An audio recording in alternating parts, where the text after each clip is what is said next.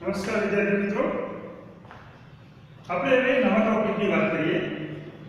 પ્રકાશ અવધિ અથવા તો વનસ્પતિમાં પુષ્પ સર્જનની જે ક્રિયા છે એના ઉપર પ્રકાશ અવધિની અસર, અવધિ એટલે સમય, કઈ રીતે થાય છે. આપણે આગળ વાત કરી કે જુદા જુદા પ્રકારના જે પીજીઆર છે એ વનસ્પતિમાં વૃદ્ધિની ક્રિયા માટે એક અથવા તો અનેક રીતે પોતાની આંતરિક અસરો જે છે તે દર્શાવે છે.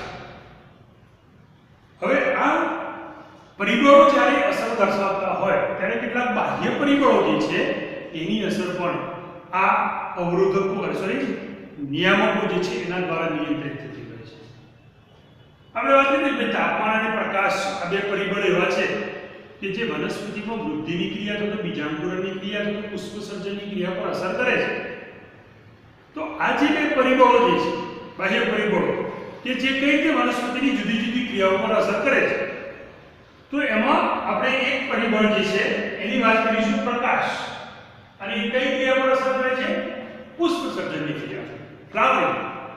તો વનસ્પતિઓની અંદર પ્રકાશ અને તાપમાનનું પુષ્પ સર્જન માટેની પ્રારંભિક અસર કેવી હોય છે એ આપણે વાત કરીએ. તો અહીંયા આપણે એ છે પ્રકાશ અવધિ, ફોટોપિરિયોડિઝમ અથવા તો પુષ્પ સર્જન પર પ્રકાશની અસર શું હોય. વિદ્યાર્થી મિત્રો, તમે જાણો છો કે વનસ્પતિના વિકાસ માટે અથવા તો વૃદ્ધિ માટે અને પુષ્પ સર્જનની ક્રિયા કરવા માટે પ્રકાશના સમયગાળાની સંવેદના જે છે એ સંવેદના પ્રત્યેનો જે પ્રતિચાર દર્શાવવામાં આવે એને કહેવામાં આવે છે પ્રકાશ અવધિ, ફોટોપિરિયોડિઝમ. સમયગાળો જુદા જુદા પ્રકારની વનસ્પતિઓમાં પુષ્પ સર્જનની ક્રિયા માટે પ્રકાશ સમયગાળો જે છે અથવા તો અવધિ જે છે અથવા તો સંક્રાંતિ સમય જે છે એની જરૂરિયાત અલગ અલગ હોય અથવા તેની અસર જે છે અલગ અલગ. ઘણી વખત આપણે જોઈએ છે કે કેટલીક વનસ્પતિઓની અંદર શિયાળાની અંદર પુષ્પ સર્જન થાય, કેટલીક વનસ્પતિઓ એવી છે કે જેમાં ઉનાળાની અંદર પુષ્પ સર્જન થાય, અને કેટલીક વનસ્પતિઓ એવી છે કે જેમને આખા વર્ષ દરમિયાન પુષ્પ સર્જન થાય. હવે આપણે જાણીએ છીએ કે ઋતુઓ દરમિયાન પ્રકાશ અવધિ સમયગાળો જે છે અલગ અલગ. તમે જુઓ કે સામાન્ય રીતે ઉનાળાની અંદર પ્રકાશ અવધિ અથવા સમયગાળો અથવા સંક્રાંતિ સમયગાળો જે છે સૌથી વધારે હોય, લાંબો હોય. હવે પ્રકાશની તીવ્રતા વધારે હોય, ગાળો લાંબો હોય તો તાપમાન કેવું હોય? ઊંચું હોય. પ્રકાશ અને તાપમાન બે પરિબળ એવા છે એકબીજા સાથે સંકળાયેલા. એ જ રીતે આપણે શિયાળાની અંદર જોઈએ તો શિયાળાની અંદર પ્રકાશ સમયગાળો જે છે આખો દિવસ ટૂંકા હોય શિયાળા એટલે ઓછો હોય, પણ પ્રકાશ સમયગાળો જે છે વધારે હોય. કારણ કે જે પ્રકાશની ગુણવત્તા જે છે એ એની તીવ્રતા પર આધાર રાખે છે. જો વધારે તીવ્ર પ્રકાશ હોય અને લાંબો સમય મળે તો એ વિપરીત અસર કરે, પણ જો પ્રકાશ સમયગાળો લાંબો હોય પણ તીવ્રતા ઓછી હોય તો એને લાંબો સમયગાળો કહેવાય. જેમ આપણા ઋતુચક્રમાં દિવસ દરમિયાન દિવસ અને રાત આ ઘટના બને છે, તો આપણે જોઈએ કે સૂર્યોદયથી લઈને સૂર્યાસ્ત સુધીનો જે સમયગાળો જે છે આપણે દિવસ કહીએ છીએ, અને સૂર્યાસ્તથી સૂર્યોદય સુધીનો જે સમયગાળો છે આપણે રાત્રિ કહીએ છીએ. સૂર્યોદયથી સૂર્યાસ્તનો સમયગાળો દિવસ અથવા તો પ્રકાશ સમયગાળો છે, અને સૂર્યાસ્તથી લઈ અને સૂર્યોદય સુધીનો સમયગાળો જેને આપણે રાત કહીએ છીએ અંધકાર સમયગાળો છે. મોટા ભાગે તમે જુઓ તો આપણે પૃથ્વી ઉપર પ્રકાશ જે છે એનો મુખ્ય સ્ત્રોત છે સૂર્ય. એ સિવાય પણ અવકાશની અંદર અન્ય પ્રકાશના સ્ત્રોત છે, દાખલા તરીકે આકાશગંગાઓ છે, તારાઓ છે, ગ્રહો છે વગેરે. પણ એ સૂર્ય કરતાં વધારે દૂર છે, તેની પ્રકાશની તીવ્રતા ઓછી છે તો તેનું પ્રમાણ જે છે ઓછું છે. હવે આ પ્રકાશ સમયગાળો જે છે એ દિવસ રાતની રચના માટે જવાબદાર છે, અને એ દરમિયાન ઉગતી વનસ્પતિઓ જે છે એની ઉપર, એની જે ધાર્મિક ક્રિયાઓ ઉપર, જુદી જુદી ક્રિયાઓ પર આ પ્રકાશ પરિબળ જે છે અસર કરે છે. હવે આપણે પુષ્પ સર્જનની ક્રિયા માટે પ્રકાશની અસરને સમજવી છે. તો તો એની અવધિ એટલે કે સમય ગાળો અથવા તો ફોટો પીરિયડ એટલે શું? તો આપણે અહીંયા વ્યાખ્યા લખીશું કે ભાઈ વનસ્પતિના વિકાસ તથા પુષ્પ સર્જનની પ્રક્રિયા પર પ્રકાશના સમયગાળા, મહત્વની વસ્તુ છે સમયગાળો, ટાઈમ, અવધિ, બરાબર? તો સમયગાળાની સંવેદના પ્રત્યેના વનસ્પતિના જે પ્રતિચાર છે, કઈ ક્રિયા માટેના? પુષ્પ સર્જન માટેનો જે પ્રકાશ સમયગાળાની જે સંવેદનાનો પ્રતિચાર છે એને શું કહેવાય છે? પ્રકાશ અવધિ. તો આ પ્રકાશ અવધિની વ્યાખ્યા છે. એની બીજી જુદી અન્ય રીતે પણ આપી શકે. વનસ્પતિમાં પુષ્પ સર્જન અથવા તો પુષ્પોદ્ભવની ક્રિયા માટે પ્રકાશ અવધિના સંક્રાંતિ સમયગાળો, નિયત સમયગાળો અથવા તો સામાન્ય સમયગાળાથી વધુ કે ઓછા સમયગાળાની જે અસર અથવા તો કોઈ પણ પ્રકારની અસર ન આવા સમયગાળાને પ્રકાશ અવધિ પણ કહેવાય. સામાન્ય રીતે તમે જુઓ કે અંધકારની અંદર ઉગતી જે વનસ્પતિઓ છે અને યોગ્ય પ્રકાશમાં ઉગતી જે વનસ્પતિઓ છે એ બંનેના વૃદ્ધિ અને વિકાસમાં તફાવત શું છે તમે સૌ જાણો છો. દરેકને ખબર છે, બહેનોને ખાસ, દીકરીઓને ખાસ ખબર કે શ્રાવણ મહિનાની અંદર જ્યારે આપણે ઘોડોનું વ્રત આવે છે ત્યારે બહેનો ગૌની પૂજા કરે છે. હવે ગૌરી પૂજા કરવા માટે શું કરે છે? જવારા જે છે એને વાંસની છાપીની અંદર ખાતર, છાણિયું ખાતર અને માટી મિક્સ કરી એની અંદર વાવે. હવે એ જે ગૌરો જે છે એને આપણે અંધકારમાં રાખીએ છીએ. હવે તમે જુઓ, આવો જ એક પ્રયોગ આપણે બીજા એક પાત્રમાં લઈએ, એની અંદર પણ આપણે ખાતર માટી નાખી અને જવના બીજ છે વાવીએ એને પ્રકાશમાં રાખીએ. બંનેનો તફાવત તમે જુઓ, તમને ખબર છે. અગાઉના ધોરણની અંદર આ પ્રયોગો તમે કરી ચૂકેલા છે અથવા તમને સમજૂતી આપેલી છે. તો અંધકારની અંદર ઉગતી જે વનસ્પતિ છે એ વનસ્પતિના તમે પ્રકાર જુઓ તો એ કેવા હોય છે? લાંબા, પાતળા, પીળા અને અશક્ત. આવી જે સ્થિતિ છે એને કહેવામાં આવે છે પાંડુરિત સ્થિતિ. ફિક્કું, પાંડુરિત એટલે ફિક્કું. તમે વનસ્પતિના અથવા તો એક બીજના છોડ જુઓ તો તમને એ લાંબા હશે, પાતળા હશે, પીળા રંગના હશે અને કેવા હશે? નબળા, અશક્ત. આને કહેવાય પાંડુરિત. હવે એ જ આપણે સૂર્યપ્રકાશની અંદર ઉગતી વનસ્પતિના એવા જ બીજને આપણે જોઈશું. તો યોગ્ય પ્રકાશની અંદર વૃદ્ધિ પામતી વનસ્પતિઓ જે છે એ જેમના છોડ અથવા પ્રકાર જે છે એ સામાન્ય હોય છે, તંદુરસ્ત હોય છે, લીલા પર્ણો ધરાવે છે અને એના પ્રકાર જે છે એકદમ ટટ્ટાર.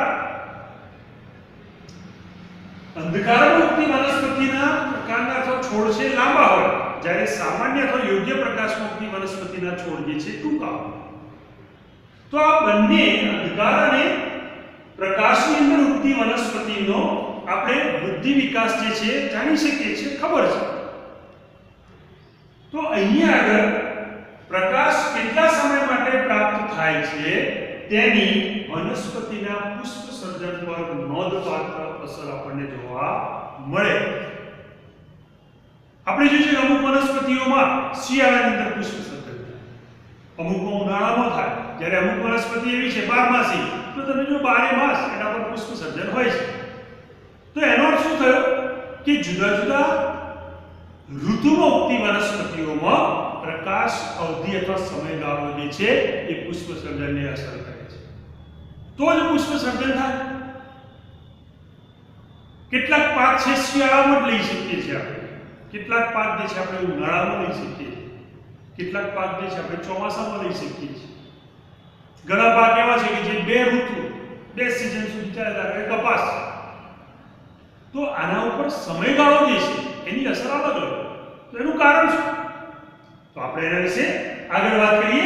વનસ્પતિમાં પુષ્પ સર્જન જે છે એને પ્રેરિત કરવા અથવા તો વધારવા માટે પ્રકાશની જે નિયત અવધિ, નિયત એટલે નિશ્ચિત, અવધિ એટલે સમયગાળો, તો નિશ્ચિત અથવા તો નિયત યોગ્ય માત્રામાં સમયગાળાની જે માપવાની ક્ષમતા જે છે એ આપણે પુષ્પ સર્જન દરમિયાન જોઈ શકીએ છીએ.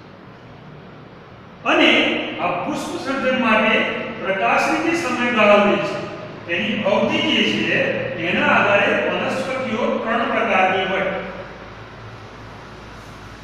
કેટલીક વનસ્પતિઓ એવી છે કે જે પુષ્પ સર્જન માટે સંક્રાંતિ અથવા તો નિયત અવધિથી, સંક્રાંતિ અથવા તો નિયત બંને શબ્દ એક જ છે, નિશ્ચિત સમયગાળો જે છે એ સમયગાળાથી વધારે પ્રકાશ, આ શબ્દ પર ધ્યાન આપજો તમે, વધારે પ્રકાશની જરૂર હોય જેથી એમાં પુષ્પ સર્જન થઈ શકે. એટલે કે જે વનસ્પતિમાં એનો જે સંક્રાંતિ અથવા તો નિયત અવધિ સમયગાળો જે છે એના કરતાં વધારે પ્રકાશ એને પ્રાપ્ત થાય તો જ પુષ્પ સર્જન થાય. અહીં આકૃતિમાં આપણે જોઈ શકીએ છીએ બે વનસ્પતિઓ આપણે બતાવી છે. હવે એ વનસ્પતિનો સંક્રાંતિ અથવા તો નિયત પ્રકાશ અવધિ સમયગાળો જે છે આપવામાં આવે તો કેટલીક વનસ્પતિઓમાં પુષ્પ સર્જન જે છે એ આ સંક્રાંતિ પ્રકાશ અવધિ કરતાં ઉપર એટલે કે વધારે આપવામાં આવે તો પુષ્પ સર્જન થાય છે. જ્યારે કેટલીક વનસ્પતિઓની અંદર આ સંક્રાંતિ અવધિ કરતાં ઓછો એટલે કે નીચે પ્રકાશ આપવામાં આવે તો એમાં પુષ્પ સર્જન થતું નથી. જ્યારે આમાં પુષ્પ સર્જન થાય છે. તો આવી જે વનસ્પતિઓ જે છે એને કહેવામાં આવે છે દીર્ઘ દિવસીય વનસ્પતિ અથવા તો એને કહે છે long day plant. Long day plant. દીર્ઘ એટલે વધારે પ્રકાશ સમયનો ગાળો જે છે ને વધારે મળે. ઉનાળામાં પ્રકાશ વધારે મળે એવું માનવાની જરૂર નથી. કારણ કે ઉનાળામાં પ્રકાશ વધારે ચોક્કસ હોય, તીવ્રતા વધારે હોય, તાપમાન વધી જાય, તાપમાન પાછું અસર કરે. એટલે સમયગાળો જે છે એ યોગ્ય મળવો જોઈએ. અને આવો સમયગાળો જે છે એ આપણને દીર્ઘ દિવસીય વનસ્પતિઓની અંદર જોવા મળે. એનો સંક્રાંતિનો નિયત સમયગાળો જે છે એનાથી વધારે જો એને પ્રકાશ મળે તો પુષ્પ સર્જન જે છે થઈ શકે છે.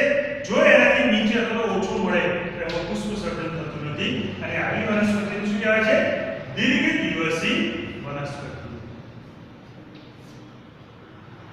દાખલા તરીકે ઘઉં, જવ, ખસખસ, બીટ, મૂળો અને શક્કર આવી બધી વનસ્પતિઓ જે છે કે જેમાં પ્રકાશ સમયગાળો જે છે એની સંક્રાંતિ અથવા નિયત અવધિ અથવા તો એનો જે પ્રકાશગાળો છે એનાથી વધારે ઉપર પ્રકાશ મળવો જોઈએ તો પુષ્પ સર્જન થાય. એનાથી જો ઓછો મળે તો એના પર પુષ્પ સર્જન થતું નથી. બીજો પ્રકાર છે લઘુ દિવસીય વનસ્પતિઓ. કેટલીક વનસ્પતિઓ એવી છે, લઘુ એટલે ઓછો, કેટલીક વનસ્પતિઓ હોય છે કે જેમાં પુષ્પ સર્જન માટે સંક્રાંતિ અથવા તો નિયત અવધિ કરતા ઓછા, ધ્યાન આપજો અહીંયા આગળ કેટલો છે? ઓછા પ્રકાશની સમય મર્યાદાની જરૂર હોય છે જેથી તેમાં પુષ્પ સર્જન થઈ શકે. અને આવા વનસ્પતિ સમૂહ જે છે અથવા વનસ્પતિઓ છે એમને કહેવામાં આવે છે લઘુ દિવસીય વનસ્પતિઓ અથવા તો એને કહે છે શોર્ટ ડે પ્લાન્ટ.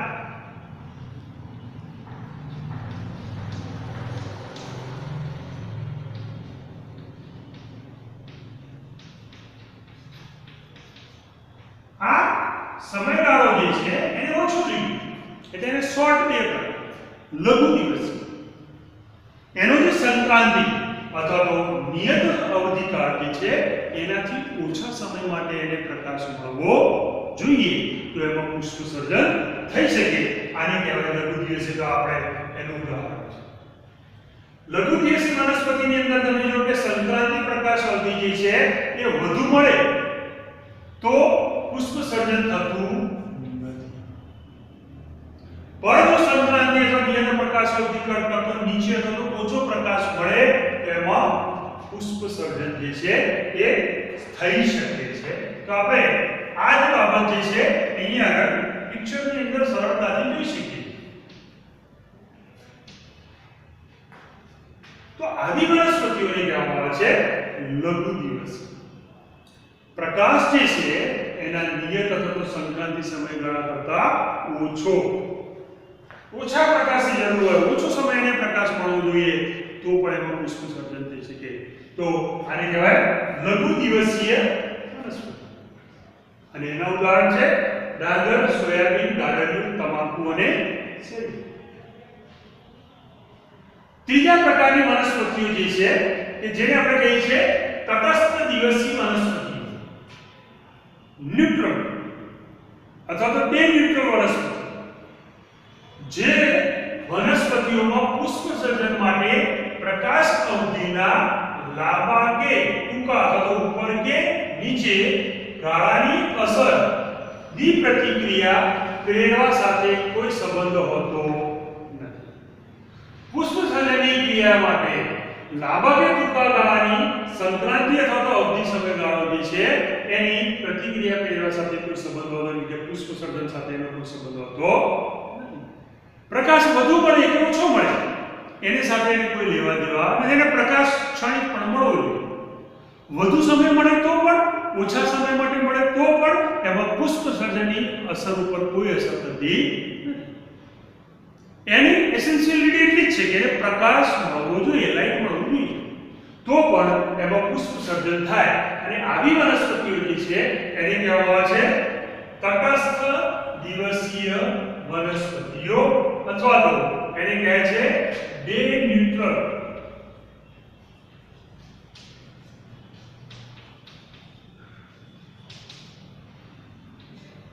દાખલા તરીકે મકાઈ, કાકડી, ટામેટા, કપાસ અને સૂર્યમુખી. અહીંયા આકૃતિમાં આપણે જોઈએ છે કે આ વનસ્પતિ છે જેને સંક્રાંતિ પ્રકાશ અવધિ જે છે એને ઉપર મળે કે નીચે મળે તો પણ એની અંદર પુષ્પ સર્જન જે છે એના પર કોઈ અસર થતી નથી. એની જરૂરિયાત એક જ છે, પ્રકાશ મળવો જોઈએ. પછી ભલે થોડા સમય માટે મળે, ક્ષણિક મળે, ઓછો મળે, વધારે મળે, તો પણ એમાં પુષ્પ સર્જન નિયતિ જે છે, સમયગાળો જે છે મહત્વનો નથી. જ્યારે આની અંદર વધુ સમયગાળો મળવો જોઈએ પ્રકાશનો, આમાં લઘુ દિવસમાં ઓછો મળવો જોઈએ. જ્યારે આમાં વધુ કે ઓછાની કોઈ અસર હોતી નથી, તો એમાં પુષ્પ સર્જન થાય. અને આવી વનસ્પતિઓ જે છે કે જ્યારે વાનસ્પતિક પરિપક્વતા પૂર્ણ કરે પછી તરત જ એમાં પુષ્પ સર્જન થાય. અને એને કહેવાય તટસ્થ દિવસી વનસ્પતિઓ, એ ન્યુટ્રલ વનસ્પતિ.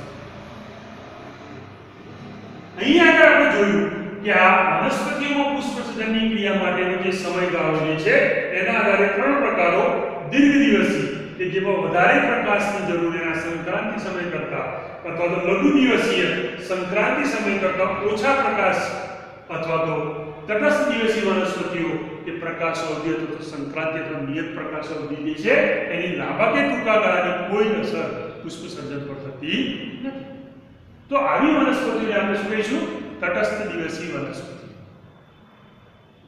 અહીંયા આગળ આપણે વાત કરી કે પ્રકાશ જે છે એ પ્રકાશ માત્ર પુષ્પ સર્જન જે છે માત્ર પ્રકાશ ઉપર આધારિત નથી, પણ અંધકાર અવધિ ઉપર પણ આધારિત હોય છે.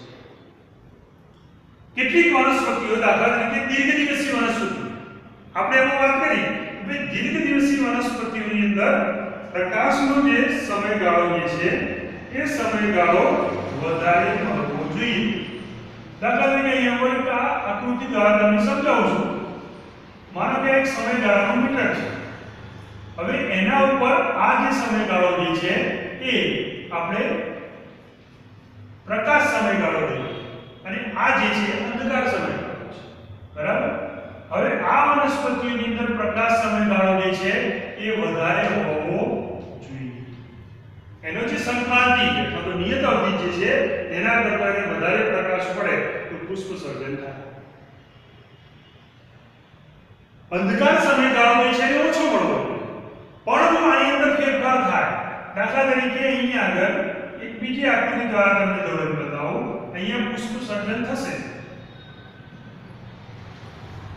જ્યારે અહીંયા આગળ આપણે થોડું જુદું બતાવીએ, પ્રકાશ સમયગાળો જે છે ઓછો હોય અને જો અંધકાર સમયગાળો જે છે વધારે હોય તો એમાં પુષ્પ સર્જન થશે. પ્રકાશ સમયગાળો એના માત્રા જે છે એના કરતાં વધારે મળવો જોઈએ, અંધકાર સમયગાળો ઓછો હશે તો પણ ચાલે. જો આવી વનસ્પતિઓમાં લાંબા પ્રકાશ સમયગાળાની અંદર ક્ષણિક સમય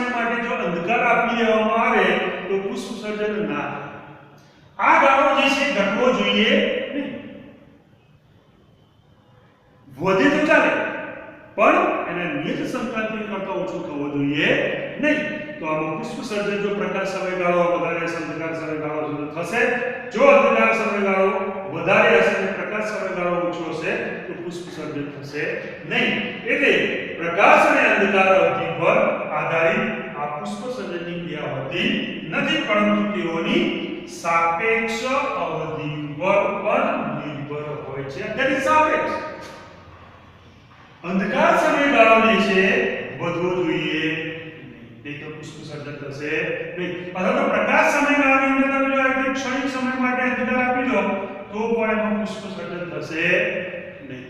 અથવા તો અંધકાર સમયની અંદર તમે પ્રકાશ સમયગાળો ક્ષણિક આપો તો પણ એમાં પુષ્પ સર્જન થશે. એટલે સાપેક્ષ અવધિ ઉપર એનો નિર્ભર રહે છે. તો આવી જે પ્રતિક્રિયાનો સમય કે જે દિવસ રાતના સ્વરૂપે હોય છે અને આ ઘટનાને કહેવામાં આવે છે પ્રકાશ અવધિ કાળ, ફોટો પીરિયોડિઝમ. જે આપણે આગળ વ્યાખ્યામાં જોયું, વિકાસ અને પુષ્પ સર્જનની પ્રક્રિયા પર પ્રકાશના સમયગાળાની અસરને પ્રકાશ અવધિ કહે. લઘુદિવસી વનસ્પતિઓ માટે આપણે આ રીતે જોઈએ કે ભાઈ લઘુદિવસી વનસ્પતિનો મતલબ એવો છે કે એને સંક્રાંતિ સમયગાળા કરતા જો વધારે પ્રકાશ મળશે તો પુષ્પ સર્જન થશે નહીં. પ્રકાશ કેટલો મળવો જોઈએ? ઓછો અથવા તો નીચે. એટલે અહીંયા આગળ પ્રકાશ સમયગાળો જે છે આપણે ઓછો લઈએ અને અંધકાર સમયગાળો જે છે આપણે વધારે લઈએ તો એમાં પુષ્પ સર્જનની ક્રિયા જે છે. પરંતુ જો આપણે આમાં ફેરફાર કરીએ એટલે કે અંધકાર સમયગાળો જે છે અથવા તો પ્રકાશ સમયગાળો છે એની નિયત મર્યાદા કરતા આપણે વધારી દઈએ અને અંધકાર સમયગાળો જે છે એને આપણે ઘટાડીએ તો એમાં પુષ્પ સર્જન થશે. જો આ અંધકાર સમયગાળો આમાં ઓછો જોઈએ દીર્ઘદિવસીમાં, લઘુદિવસીમાં વધારે જોઈએ. જો અહીંયા આગળ તમે ક્ષણિક સમય માટે પ્રકાશ આપી દો તો પુષ્પ સર્જન થાય. અંધકાર સમયગાળો ઘટવો જોઈએ નહીં, પ્રકાશ સમયગાળો છે વધવો જોઈએ નહીં. જો પ્રકાશ સમયગાળો વધી જાય તો પરિસ્થિતિ આ થવાની. અને જો અહીંયા પ્રકાશ સમયગાળો જે છે વધારે હોય, અંધકાર સમયગાળો ઓછો હોય તો પણ એમાં પુષ્પ સર્જન થશે. જ્યારે તટસ્થ દિવસી વનસ્પતિઓની અંદર આ પ્રકાશ સમયગાળાની અસરનો કોઈ અસર હોતી નથી. એને પ્રકાશ ઓછો મળે વધારે મળે એ મહત્વનું નથી, સમયગાળો મહત્વનો નથી, એને ક્ષણિક પર પ્રકાશ મળવો જોઈએ. એક્ઝામ્પલ તરીકે આપણે લઈએ કે દાખલા તરીકે તટસ્થ દિવસી વનસ્પતિઓ જે છે એ વનસ્પતિઓની અંદર પ્રકાશ સમયગાળો જે છે એ બહુ મહત્વનો નથી, બરાબર. એને અંધકાર કે પ્રકાશ ગમે એટલો મળે કોઈ ફરક પડતો નથી, એમાં પુષ્પ સર્જનની ક્રિયા થશે. પરંતુ જો આ તટસ્થ દિવસી વનસ્પતિઓની અંદર આપણે આ જે સમયગાળો જે છે અંધકાર અને પ્રકાશમાં ફેરફાર કરીએ તો શું થાય? માનો કે આ જે છે એનો પ્રકાશ સમયગાળો અને અંધકાર સમયગાળો બંને સરખા, પણ જો તમે એને આ થોડા સમયની અંદર અહીંયા આગળ જો તમે અંધકાર આપો તો પણ એમાં પુષ્પ સર્જન થશે. તમે માનો કે અંધકાર સમયગાળાની અંદર પ્રકાશ આપશો તો પણ પુષ્પ સર્જન થશે. એને પ્રકાશ જે છે આ નિયત પ્રકાશ જે છે એને મળવો જોઈએ, અથવા તો પ્રકાશ જે છે એ ક્ષણિક મળવો. એટલે અહીંયા આગળ આ દિવસ રાતના સ્વરૂપે રહેલો જે પ્રકાશ સમયગાળો જે છે એને આપણે કહીએ છીએ પ્રકાશ અવધિ. હવે આગળ આપણે વાત કરીએ કે વનસ્પતિનો જે પ્રરોહ એની જે અગ્રકલિકા જે છે એ અગ્રકલિકા જ્યારે પુષ્પ સર્જન કરે એ પહેલા એ પુષ્પ સર્જન અગ્રકલિકામાં ફેરવાય છે. અગ્રકલિકા જે છે એ પુષ્પમાં પડે, કેટલીક વનસ્પતિઓમાં અગ્રકલિકામાં પુષ્પ સર્જાય, કેટલાકમાં પક્ષકલિકામાં. તો અગ્રકલિકા જે છે પ્રરોહની ટોચ એ પુષ્પ સર્જન કરે એ પહેલા એ પુષ્પ સર્જન અગ્રકલિકામાં ફેરવે. જ્યાં સુધી કલિકામાં અગ્રભાગ ફેરવાય નહીં ત્યાં સુધી પુષ્પ સર્જન થઈ શકે. એટલે હંમેશા પુષ્પનું સર્જન જે છે એ કલિકામાંથી જાય, પછી અગ્રકલિકા આવે કે કક્ષકલિકા. અગ્રકલિકા જે છે સૌથી પહેલા પુષ્પ સર્જન અગ્રકલિકામાં ફેરવાય અને પછી ત્યાર પછી એના ઉપર પુષ્પ સર્જનની ક્રિયા જે છે એ પ્રકાશ અવધિને આધારે થાય છે. એટલે અહીંયા પુષ્પ સર્જન અગ્રકલિકા જે છે એ પ્રકાશ અવધિને અનુભવતી નથી. પ્રકાશ કે અંધકાર અવધિની અનુભૂતિ કોણ કરે છે? એક્ચ્યુઅલી પર્ણો કરે છે. અગ્રકલિકા જે છે એના ઉપર પ્રકાશ અવધિના અસર હોતી નથી, પણ વનસ્પતિના જે પર્ણો જે છે એ પર્ણો આ પ્રકાશ અવધિને અનુભવે છે અને એના કારણે આ પર્ણો જે છે એ પર્ણોમાંથી ફ્લોરિજન નામનો અંતઃસ્ત્રાવ ઉત્પન્ન થાય છે. શું ઉત્પન્ન થાય છે?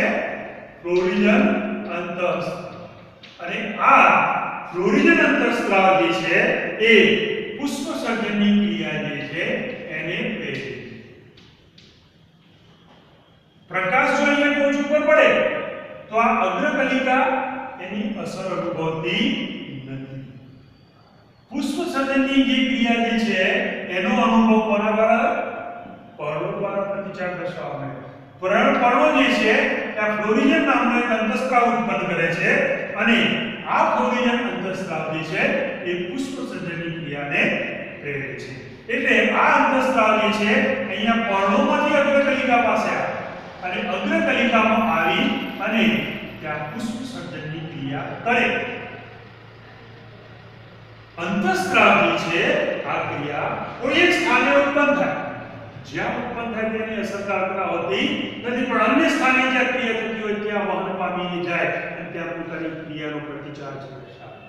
તો અહીંયા પર્ણમાં ઉત્પન્ન થયેલો ફ્લોરિજન જે છે એ વહન પામીને અગ્રકલિકાના ટોચના ભાગે આવે અને ત્યાર પછી ત્યાં પુષ્પ સર્જનની ક્રિયા જે છે એને ઉત્તેજે એક્સાઇટ કરે. પર્ણોમાં આ પર્ણોની જે કલિકા જે છે એ કલિકાઓ તરફ આ ફ્લોરિજન જે છે એ સ્થાનાંતરિત થાય છે અને આવો સ્થાનાંતરિત થયેલો જે ફ્લોરિજન જે છે એવું જ્યારે બને કે વનસ્પતિઓને આવશ્યક પ્રેરિત પ્રકાશ અવધિકાળ જે છે એ વખતે પ્રાપ્ત હોવો જોઈએ. ફ્લોરિજન અહીંથી વહન પામીને અહીંયા આવ્યો ટોચ ઉપર એટલે એવું અર્થ નથી કે પુષ્પ સર્જન થઈ જશે, પણ સાથે સાથે પ્રકાશ જે છે એ પ્રકાશ અવધિકાળ પણ અહીંયા અગ્રકલિકા જે છે એને પ્રાપ્ત થવો જોઈએ. એટલે આ બંને પ્રકાશ સમયગાળો અને ફ્લોરિજન અંતઃસ્ત્રાવ અહીંયા ભેગા થાય તો જ પુષ્પ સર્જન થઈ શકે. તો આ છે વનસ્પતિમાં પુષ્પ સર્જન પર પ્રકાશ પરિબળની અસર કે જેને આપણે કહીએ છીએ પ્રકાશ અવધિ ફોટોપિરિયોડિઝમ. પ્રકાશ અવધિ સમયગાળો જે છે એના સંક્રાંતિય નિયત સમયગાળો કરતાં વધારે અથવા તો ઊંચો પ્રકાશ મળે તો પુષ્પ સર્જન થાય જેને દીર્ઘ દિવસી કહેવામાં આવે. ઓછો પ્રકાશ પ્રાપ્ત થાય જેને લઘુ દિવસી કહેવાય. વધુ કે ટૂંકો અથવા તો ઓછા કે વધુ ગાળાની અસર જેના ઉપર ન હોય એને કહેવાય તટસ્થ દિવસી વનસ્પતિ. ફક્ત સમયગાળો એટલો જ અહીંયા પ્રકાશ એટલો જ નહીં પણ અંધકાર અવધિ જે છે એ પણ પ્રકાશ પુષ્પ સર્જન માટે જવાબદાર છે. વનસ્પતિને તેના સંક્રાંતિના નિયત સમયગાળા કરતાં જો ઓછા સમય માટે અથવા તે સમયગાળા દરમિયાન ક્ષણિક પ્રકાશ આપી દેવામાં આવે તો પુષ્પ સર્જન થશે. અથવા તો એના અંધકાર સમયગાળાની અંદર જો ક્ષણિક સમય માટે આ પ્રકાશ સમયગાળો જે છે પ્રકાશ સમયગાળાની અંદર જો અહીંયા ક્ષણિક સમય માટે અંધકાર આપવામાં આવે તો પણ લઘુ દિવસી વનસ્પતિમાં પુષ્પ સર્જન થશે. તો અહીંયા પુષ્પ સર્જન જે છે કે જેના માટે પ્રરોહની જે અગ્ર અથવા તો કક્ષકલિકા જે છે એ અકક્ષકલિકા સમયગાળાની કોઈ અસર અનુભવતી નથી. અસર કોનાનો હોય છે? પર્ણોનો. અને પર્ણોમાંથી આ ફ્લોરિજન નામનો અંતઃસ્ત્રાવ ઉત્પન્ન થાય અને વહન પામીને અગ્રકલિકા અથવા તો કક્ષકલિકાની અંદર પહોંચે અને ત્યાં પ્રકાશ સમય અવધિગાળો જો એને કાં તો દીર્ઘ અથવા તો લઘુ અથવા તો તટસ્થ પ્રકારનો જો પ્રાપ્ત થશે તો એવા પ્રકારની વનસ્પતિમાં પુષ્પ સર્જન થશે. તો આ છે પ્રકાશ અવધિ કે જે પુષ્પ સર્જનની ક્રિયા અથવા તો પુષ્પોદ્ભવની ક્રિયા પર કઈ રીતે અસર કરે છે આપણે એની અહીંયા વાત